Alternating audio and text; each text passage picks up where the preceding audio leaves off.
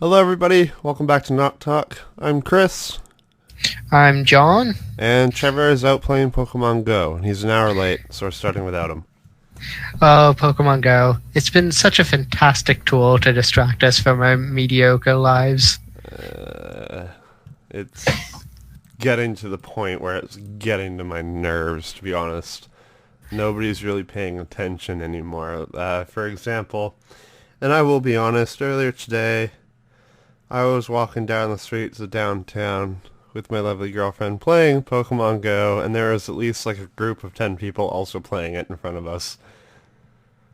You know, I'm gonna just say it. You notice how when there's a coup in Turkey and the election fraud is all coming to light and so much is going on in the world, Pokemon Go is conveniently released to keep the millennials busy. Yeah. It's a conspiracy, man. I see your point. Yeah, it's true. Okay. That's enough Pokemon Go, because quite frankly, I'm sick of that being in the news. Ghostbusters. But don't you want to be the very best? Okay, shifting to Ghostbusters. Anyway. I'm actually going to put a screenshot of your text message, John, if that's okay, into the video. Fine, feel free. I'm going to say it's not terrible. I had the kind of low standards because Ghostbusters 2 was bad, and so was the Extreme Ghostbusters cartoon. However, the original Ghostbusters and Real Ghostbusters cartoon was fucking amazing. To give our viewers some insight, John told me not to go see it opening weekend. Now, I want to go ahead and point out that I wanted to make sure if it was terrible, it didn't get enough money, because it could be time to let it die. But here's some insight into how much I actually loved Ghostbusters. My 8th birthday cake was shaped like Slimer and had green frosting on it and a black jelly bean for an eye. My mom homemade a Slimer cake for my 8th birthday. That's awesome. And, you know, here's the thing. The internet hate, a lot of it, it's misogynistic, sexist pricks doing it. They just want something to hate. And see, that's not okay. However, if you were hating it for a logical reason like I was, thinking after the bullshit of Ghostbusters 2, it might be time to just let it continue sleeping. But I gave it the benefit of the doubt after initial reviews were fine. And after I went to see it. Yeah, and honestly, it was a perfectly fine film. It delivered what it needed to do, and it didn't overreach its bounds. I will tell you all, stick for the after credit sequence. Yes, completely. But I think I think it was absolutely brilliant. Chris Hemsworth was definitely a high point. Mm-hmm. Like, completely. I think he got the most laughs, I think. Yeah, and I have seen some stuff here. Certain people are latching onto it, claiming that it's the greatest film for feminism made thus far, or that it's the greatest for loving your body, and that there's not a single fat joke about Patty or Abby throughout the entire film. However, I do want to point out to those people that when and spoilers here, so spoilers, put up a spoiler warning, Chris, some sort of graphic. Spoilers. Yes. Anyways, now moving on, just hopefully you have your ears shut, that the scene when Abby happens to get possessed by Roland's ghost, and Patty and Holtz come in and they're like, Abby, we got you your own sandwich because we knew that you'd eat ours if we didn't. Point out to me how that isn't some jib at their weight. Point out to me how that doesn't happen to sound like a jib at their weight. I don't know. And so the film is good, but it's not this epic masterpiece of PC that some people are claiming it to be. Well, the thing that I think really delivered for it, it was a fresh take on an already beloved franchise. Yes, and there was enough of a callback to make it really feel like it had the hurt that it needed, but not too much that it cast the shadow too large to make it so it would be impossible to crawl out of. Mm-hmm. And all of the original Ghostbusters crew minus Rick Moranis, the the Keymaster himself, or Harold Ramis, who Egon was my favorite Ghostbuster as a kid. He was Unfortunately, he passed away 2 years ago. Isn't it Igor? Egon. Are you sure? Egon. Go ahead, search it up. Egon. Egon, it might have been. Anyways, did you notice though, during the scene when one of the characters is leaving the university, if you actually look at the bust statue next to the doorway on their way out, no way, it is actually Egon. It's a bust of him. Yeah. Really? And so that's the Easter egg in there, so they could actually, make note of him in the film. I'm gonna quickly look this up, and if I find it, I'm gonna throw it up on the video. Yes, please put the photo up. The other cameos are fantastic. I mean, Bill Murray obviously would get the most screen time because he was the breakout star of the original Ghostbusters. Although both mine and Chris's favorite Ghostbuster might be Egon, it was definitely Bill Murray's character of Ray. Okay, so my quick search, No, wait, not I can't Ray. find a picture, but Peter Venkman. I found reference to it. Yeah. Yeah. Oh, I didn't notice that. Can I also say that the casting was spot on? Like, seriously? It worked really well. Yeah. Holtz is definitely my favorite. Holtz worked so well, it was uncanny. She was, like, crazy, but, like, crazy good. She was channeling that spirit of Harold Ramis right in there. You could feel it. No, she was amazing. One thing that I have to say, though, is there was the obvious dick joke about where they pointed the things, the proton lasers.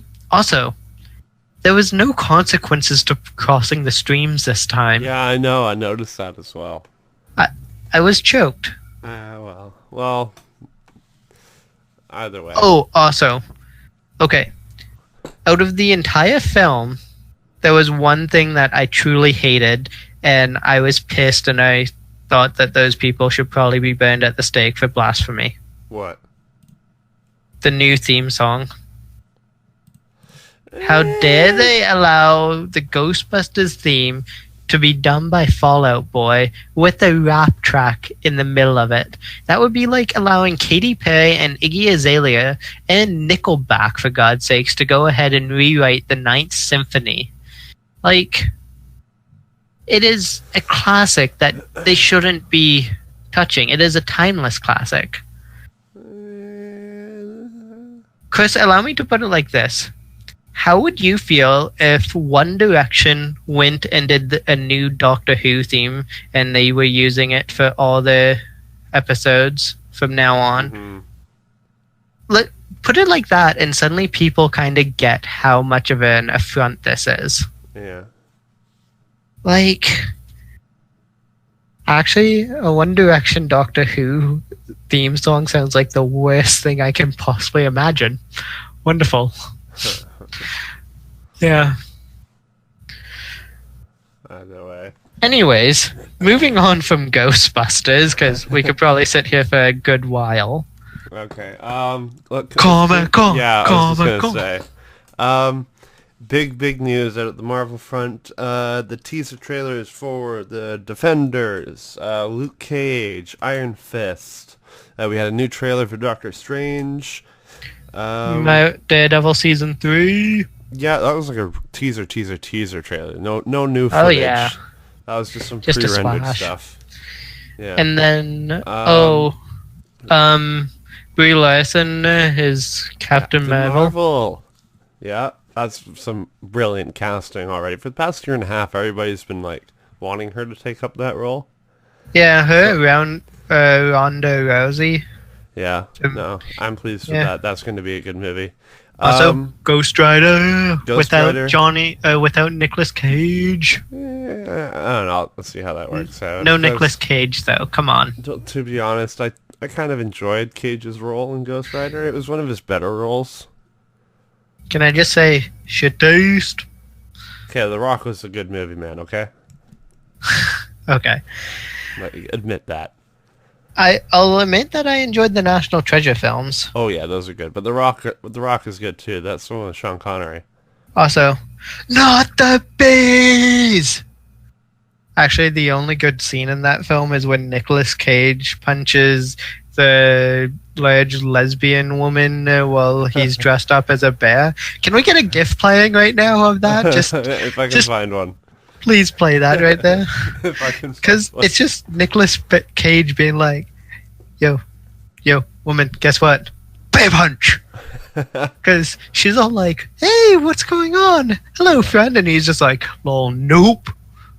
And John, shut the fuck up. But Justice League looks amazing. Actually, honestly speaking, I'm very happy with how Justice League and Wonder Woman's trailers look. I haven't actually seen the Wonder Woman trailer yet. What I am going to say, though, is... Now, for those who don't know, I'm a big fan of The Flash. The Flash is like my bread and butter when it comes to DC. I don't like... Oh. John?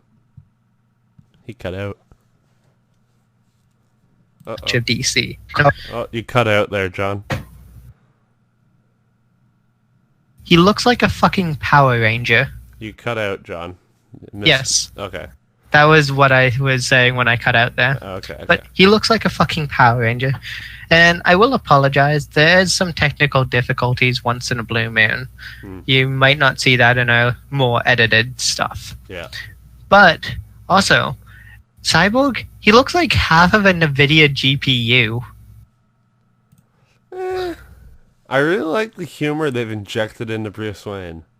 Well, they realized that maybe Batman vs. Superman could have used with having a smile once throughout the entire film. He was a cocky bastard, too. Yeah. Not gonna lie, I actually kind of enjoyed Batman vs. Superman. For what it was, I enjoyed it. Yeah, it could have been done so much better, is my thought. It could have been better, but for what it is, I enjoyed it. You know, I think I was on Reddit earlier, and I saw this fantastic bit where it was Alfred over the, what is it, Bat Radio, being like, Master Wayne, you must, I understand, I am terribly sorry, but it appears that I've sent you to the house of Barry Allen with an A, when you were supposed to go to the house of Barry Allen with an E. Bruce comes on through the radio and he's like, Alfred, I think you're right. And Alfred comes back on, Master Wayne, whatever do you mean? You see, to test him, I threw a batarang at his face. He didn't catch it. Could you possibly send Gordon over? I need him to clean up the body. Alfred comes back on, Master Wayne, we can't be hiding corpses any longer. And then the interaction ends. Okay. But it's sort of... He picked, like, the most lethal way to possibly test him. Yeah. And that said, they really made Barry Allen the butt end of a joke saying that he needs friends. Yeah. Super friends. Also... Can we actually agree that one of the best things to come out of Batman vs. Superman was Alfred? Oh, yeah. Also, they did the impossible. They did the impossible. They made Aquaman look like a badass. Yeah, they did actually. How is a better question, but... I don't know. The new Aquaman movie is going to have horror elements to it as well. Horror elements, eh? Horror. Yeah. Horror. Sidetracking over back to Marvel for a second. Guardians of the Galaxy Volume 2. Hey, I'm hooked on a feeling. Apparently, Karen Gillian's character, what was her name again? I forget already. Nova. No. right? No. No, wasn't no. It was fuck. No. It's Something with an N. It is with an N. What is Are you this? sure? Okay, either way. I am 90% sure, and I am now Googling it. Let's see. Nebula. Nebula, that's it. Yeah, apparently she's joining the Guardians of the Galaxy in the sequel. Going to be a full-fledged member. Because she was hooked on a feeling. Hooked on a feeling. Da da da. Ooga chaka, ooga ooga ooga chaka, Ooga ooga. ooga chaka. That is still one of my favorite films to this day, and It was brilliant. it worked so well. It really did. I'm excited Fun- for the sequel. Fun fact here: did you know that James Gunn, back in the early 2000s, he's the guy who wrote both of the live-action Scooby-Doo movies? Really? He came a long way. And it's funny because when you go back and rewatch them, I'm going to echo what I saw for the Nostalgia Critic speak on recently. Yeah. You can see little pieces of him totally poke out where there's good humor and good jokes in there, but then you can totally feel like the studio came in and was like, make it shit. And James Gunn was like, I just want to write a funny, good movie. Canadian And then about, 12 years later, Guardians of the Galaxy. I accidentally played a video. There's going to be a little bit of audio in there. Yay, technical God difficulties. damn it. Usually these are caused by Trevor. Yeah, but Trevor's not here, so somebody's got to pick up the slack. We're trying. Don't get mad at us. But yeah, so ComicCon's been absolutely fantastic. I'll level with you here. I've enjoyed the stuff coming out of ComicCon this year more than I enjoyed the stuff coming out of E3. More or less, I suppose. I'm still really excited for Battlefield 1 and Titanfall 2. Just gonna say, this whole NocTalk up until this point has been movies. Oh, probably. We not speak about EA games because of the NDAs I've signed? Yeah, whatever. It's just easier for me to not let something slip. Okay, whatever. I'm enjoying. I'm excited for those. No Man's Sky. So now we did record a NocTalk the previous week. However, it might never become released, and it might become the lost episode of NocTalk. Oh, I might release it and then maybe like add some convoluted way to get to it. But there might be a lost episode of NocTalk in which we discussed at great length the fact we had all pre-ordered No Man's Sky and how we were going to attempt to film it. But we will not be doing that tonight. Instead, we will make reference to the lost episode, and it shall fall into legend. Convoluted way to get to this episode. I will be putting this episode out, but it will be unlisted. And there's going to be somehow, some way, through our videos, through some means, a way to access this. So from now, I'm going to say, if nobody can find it within a year on this date, I will release it. Actually, it'll be gone forever. You got to find it within a year. There's your challenge. Yes. All right. And there's some amazing stuff and some stuff that is horrible. It'll be up to you to see and truly discover the gold that is within the lost episode. All right. And I think that's a good place to end tonight's NocTalk. Really? We've barely touched on games. Well, I don't know. I feel like let's just squeeze in a bit about games here, excluding Pokemon Go. But, Please. okay. There's too much of that, man. So far, Broforce has been going absolutely amazing. Yeah. And I've been doing the editing for that. I think I'm making my debut tomorrow, aren't I? No, you're making your debut not this week or next week, but I believe it'll be the week following that. Ah, okay.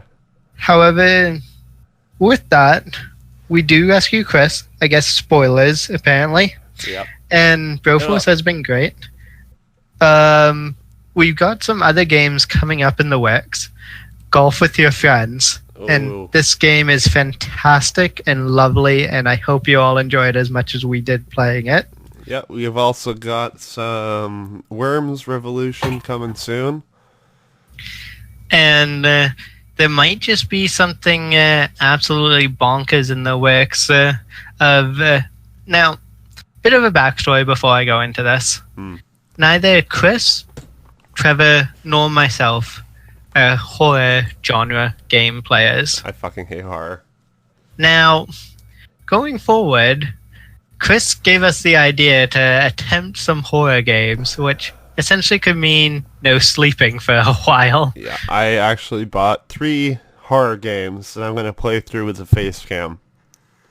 And I'm planning to start some Dead Space. Yeah, so I'm going to be going through Alien Isolation and Slender the Arrival, mostly. And there just might be a really amazing game of Civilization 5 on the horizon, featuring John, multiple we're not people. supposed to know about that yet. Shh. Well, That's all secret. I'm just gonna say it. The game you, Trevor, and I did with a single cam, we should probably scrap that, given that you were also on an island all on your own. But That was such a good game. Oh, I want to finish it. We're going to finish it, but Alright, okay, you're on. it's not going to go up. I know. And yes, so we'll go ahead and finish that. Okay, and then we'll get to this multicam shit. Yes, Yeah. with multiple people. It'll be amazing. Ooh. And that's just a touch of what we have coming through the pipeline. There's much more on the way as well. Much more. Even on our main channel as well. We have so much in development right now. Cake! Oh, Didn't hear it from me. Did not hear it from me. So much cake. And a couple certain reboots. And that's all I'm going to say. Alright. Well, this has been Nocturnal. I've been John. I've been Chris. And you all have a good night there. Have a lovely day. Have a lovely night. Stay healthy. I don't know where I'm going with this. Probably just best to cut any time now. Okay, bye.